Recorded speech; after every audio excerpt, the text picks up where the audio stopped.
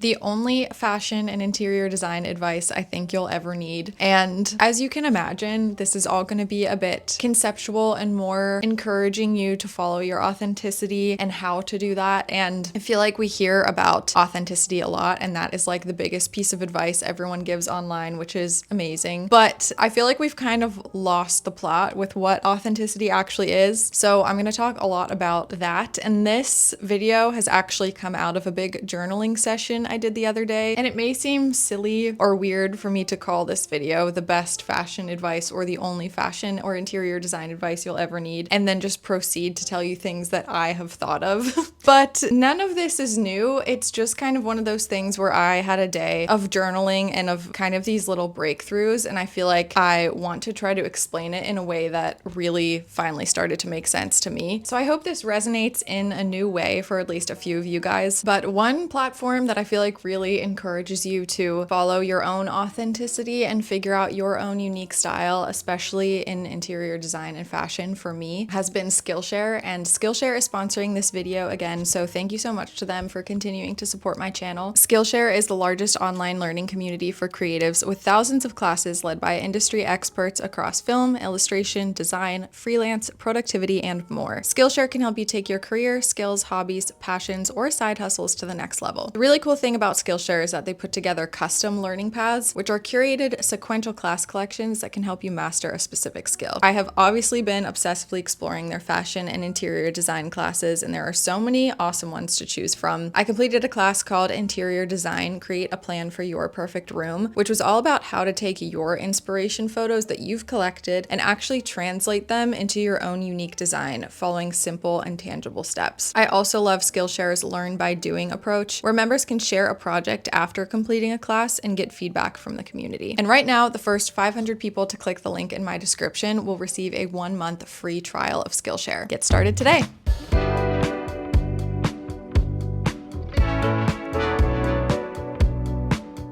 So my first little piece of advice is to leave one thing undone. And all of these are going to go for fashion and for interior design. A few undone things add balance and character. They don't ruin or take away from the perfection of all the other things you've been working hard to curate. In fashion, this manifests as putting together an outfit and leaving your hair undone, or not wearing makeup except for lipstick, or not wearing makeup at all, or having put together very intentional hair and makeup with an outfit that looks a bit more casually thrown together. Elements of real life mixed in with fashion makes the turnout all the more impactful and authentic. In interior design, elements of undoneness can exist as hand-me-down pieces of furniture or dated original finishes, or, like I said in one of my recent videos, not jumping to fix scratched hardwood floors or discoloration, things like that. Letting them be that relaxed real-life element of an otherwise curated space. And I think the most important thing is that these undone elements feel authentic. We're all after that cool girl aesthetic, and I feel like a lot of us try to embody it by paying such close attention to what we're doing and to what we're creating all the time, and making sure it has these unbothered looking elements, making sure we look effortlessly cool, but putting in tons of effort to get there. And I feel like the ultimate cool girl spends less time worrying about these things, spends less energy trying to control everything, and that's where the undone bits actually come from. And going along with this authenticity theme, I want to spend a bit of time talking about what this actually means, because I feel like authenticity is such a buzzword these days, and I feel like there's a lot of pseudo-authenticity out there, especially online. And pseudo-authenticity is definitely a complete oxymoron, but it definitely exists. Authenticity means to be true to your own personality, values, and spirit, regardless of the pressure that you're under to act otherwise. And in the fashion world, I feel like we tend to only think of this in terms of personal style and personal aesthetic. You know, we're always encouraging each other to stay true to an aesthetic that we love, even if it's not the aesthetic that's trending right now. And that is great. I love that sentiment. But I think the entire other half of authenticity that we miss when we talk about it in terms of fashion is that real life just can't be curated all the time. Our outfits cannot be curated all the time. Sometimes our outfits are not fashionable. Sometimes the truly effortless outfits outfits we wear have zero intention behind them besides serving the bare minimum function of what we need clothes to do that day. I feel like a lot of us who enjoy fashion picture our lazy day at home outfits to be, trendy sweatsuits or expensive intimates or a casual cool girl Pinterest outfit. But for most of us, they're a sweatshirt that was already on the floor from the day before and a tank top that still has some dog fur on it, even though it went through the wash, and a pair of TJ Maxx fuzzy socks that we borrowed from our mom last time we visited her. And I think this authenticity is seldom celebrated and seldom even talked about, especially online. I think it's beautiful to be able to exist this way and to still confidently be able to call yourself someone who enjoys fashion, because intentional styling and just existing through daily life do not always go hand in hand. And seeing the beauty in the latter and then letting it seep into the former a little bit is something that naturally fashionable people do really well. They let elements of undone real life creep into their otherwise curated outfits. And not because they're trying to look like an effortless Pinterest girl, but because they simply allow themselves to fully exist in real life while also having fun with intentional fashion decisions. Now, speaking about the charm of leaving a few things undone in interior design in your home, this cozy effortlessness can be accomplished by blending the old with the new, adding unique touches, and leaving some personal belongings out and about. But again, the most important thing is that it's authentic. There is a difference between going to Goodwill and buying 100 old books, taking the sleeves off of them, and then displaying them on a bookshelf to add in the old, versus displaying a few books you were handed down, a few books you just bought in the last few years but have read and have loved, a few books you were given as gifts, a few books you saw and bought and really want to read but haven't yet. Those two might not look drastically different, but there is a big energetic difference. Don't treat your house like a set design. You can't fool yourself into thinking that your space is special and personal. Your memories need to be behind everything, not just a single trip to the thrift store where you bought a bunch of old books because the look of new isn't as cozy. Of course, there is a blurry line with all of this. I'm not saying you need to hand build all of your furniture because buying things isn't authentic. In fact, that's contrary to my point. I feel like we, and by we, I mean we, including me,